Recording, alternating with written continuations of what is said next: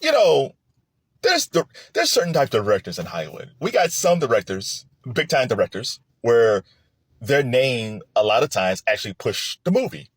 Ridley Scott, but he got Gladiator 2, Scorsese, Spielberg, I love Spike Lee. Like, we've always had directors like that. And then you had other directors, like Todd Phillips, who's in the news for the wrong reasons. Like for Joker 2, as Suge would say, all up in the videos, dancing. But then there's other directors that we don't know they directed certain films, even though we've seen these films or we've seen the trailers, but we don't know we actually did them. And today I'm talking about Jon M. Chu, the director of Wicked Part 1 and Wicked Part 2. I knew Jon M. Chu from Crazy Rich Asians. I love Crazy Rich Asians. It's a great, great, great rom-com. And the way it ended, I felt like Crazy Rich Asians 2 would have came out 2020, 2021. Man, that film came back out in 2018. It's been 6 years, and there's like no sign of a Crazy Rich Asians 2. And I think due to the success of Wicked, Jon M. Chu's going to get a box of stuff, and they're going to say, you can produce anything that you want. You can direct anything that you want for the next couple of years. What do you want to do? And for some reason, I think we'll see Crazy Rich Asians, but as a series. I don't think we're going to see a part 2, but I actually see it as a series. So that's my introduction to Jon M. Chu.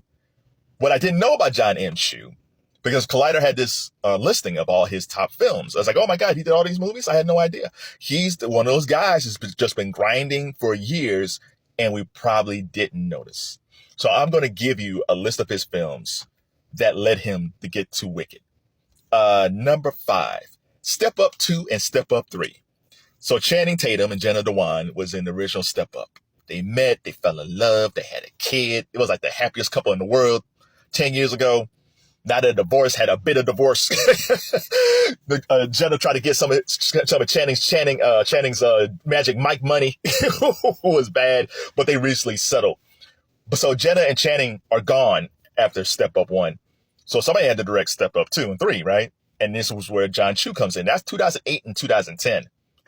Wicked is 2024. Jon M. Chu has been grinding for years. And that Step Up series is almost like a baby brother of like the Fast and the Furious franchise, where the Fast and Furious franchise just kept on going. Step Up was like that too. Chu does 2 and 3. Twitch boss, rest in peace, Twitch. He was in Step Up 3, Step Up Revolution. I mean, that thing kept on going. But the thing that serves Jon M. Chu well for the Step Up 2 and 3 is that I'm sure, because I haven't seen Wicked yet, I'm sure there's dance productions in Wicked. And this was the foundations of him working with dancers. In fact, Chu also produced, directed, and wrote this series called Legion of Extraordinary Dancers. I think it was a TV series. And that was back in 2011, I think. Which is, I think I had gotten the DVD like for $1 years ago. And it was actually really good. But I think Chu said that he was part of this dance crew called AC/DC. So I don't know if he's an actual dancer or he just has an affinity for dancers. But I appreciate that. One of my close friends in college was a dancer. She left and went to New York, and she's had a great career up there. But I seen firsthand what dancers go through. I seen the joy of having a great performance. I've seen what happens with injuries. I would hear her saying, man, I got a call back, but it didn't work out, or I got rejected.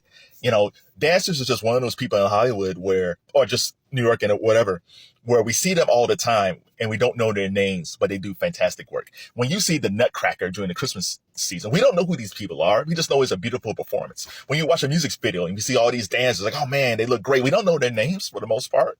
We don't. It's just they're one of those people who probably work harder than a lot of people in Hollywood and New York and all these places, but we never know their names. So the fact that Jon M. Chu has his affinity for dancers, I appreciate that a lot. Okay, so that's 4 and 5. So we have Step Up 2 and 3, and we have Legion of Extraordinary Dancers, which sets him up for dance numbers in Wicked. Next, we get documentaries. He directed Justin Bieber's Believe documentary and Justin Bieber's Never Say Never. Now, this is early Bieber. So from that standpoint, the way he probably shot it as a documentarian probably served him well down the road for Crazy Rich Asians and Wicked, because that brings a different type of filmmaking. Usually you don't have that. Usually when we see most directors, they don't really do documentaries too much. And the fact that he has this in his backpack of saying like, oh, okay, like I did this shot during this documentary. I might be able to do this shot here in Wicked. Like that's just muscle memory, right? And you're working with Justin Bieber. Like Justin Bieber, a young Justin Bieber is still a burgeoning pop icon at that point. And now you work with Ariana Grande for Wicked. And you know, Ariana Grande really wanted this role and she loves it. She was a pop princess going into this film.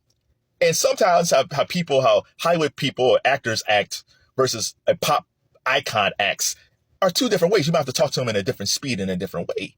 Right? So, you know, because he had this experience with Bieber, I think it served him well working with Ariana down the road.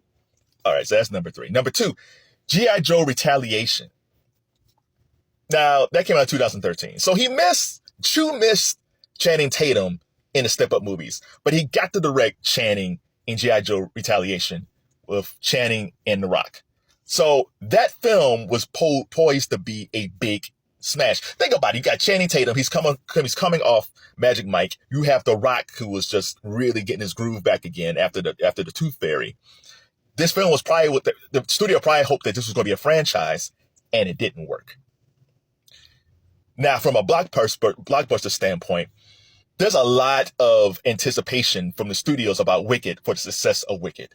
I think because Chu handled the failure of G.I. Joe, which everybody say action figures and all this stuff, there was probably a lot riding on that film, and it didn't work. I think whatever happens with Wicked, and listen, Wicked's going to be huge, but if Wicked would have tanked, I think he would have been fine. He's like, listen, I've dealt with this before. I dealt with this back in 2013 with The Rock and Channing Tatum.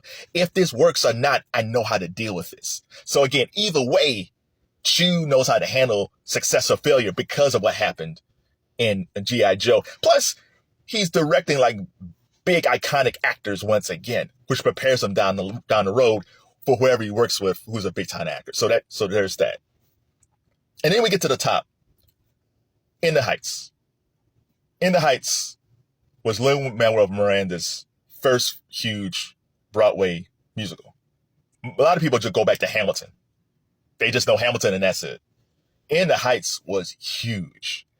And that film should have been a major hit. People loved Hamilton. So you would think all that buzz would have worked out for In the Heights. Didn't work. There was some controversy around it, but it just didn't work. Now again, he's already dealt with rejection from G.I. Joe Retaliation. So when In the Heights tanked, I was like, oh man, that sucks. But it taught him how to direct a musical. Up to this point, he's worked with dancers. He worked with Bieber. He worked with these different people, but he never did an actual musical. In the Heights is an actual musical. And even though that film failed, it prepared him for Wicked. If he would have gone from Crazy Rich Asians to Wicked, I think he would have been okay just because of his background already in film. But the fact that he worked on In the Heights and he's working with dancers and he's doing the musical numbers and he's doing the drama parts, like all this stuff now that he has in his tool bags, even though it didn't work in the Heights, has prepared him for Wicked. And to be honest, there's not that many movie directors who knows how to direct musicals. Rob Marshall comes to mind. Rob Marshall directed Chicago. But Rob Marshall's a little bit older now. And maybe he thought about it, and maybe he thought about Wicked, and maybe he was in the discussions early on to being director. Maybe he didn't want to do it. Maybe he did. I don't know. But there's very few directors that's probably under 50 years old who's ever directed musicals like this in a large scale. So the fact that Chu has an experience of In the Heights really prepared him the most to direct Wicked. But none of this would have happened if he didn't direct those Step Up movies 2 and 3. Because with the musicality of it, which was the foundation leading to Wicked. So if you've seen Wicked, if you've seen the Broadway play, if you've seen Wicked Part 1, tell me what you think. If you've seen any of these Jon Chu movies, tell me what you think. Which one surprised you the most? I didn't even mention like Now You See Me, Now You Don't Too. I think I mentioned that in the beginning. Again, I didn't even know he even directed it. It was Daniel Radcliffe. It was a sequel, but it worked, right? So shout out to Jon M. Chu, the anti-Todd Phillips. Rest in peace, Twitch. And if you've seen Wicked, tell me what you think.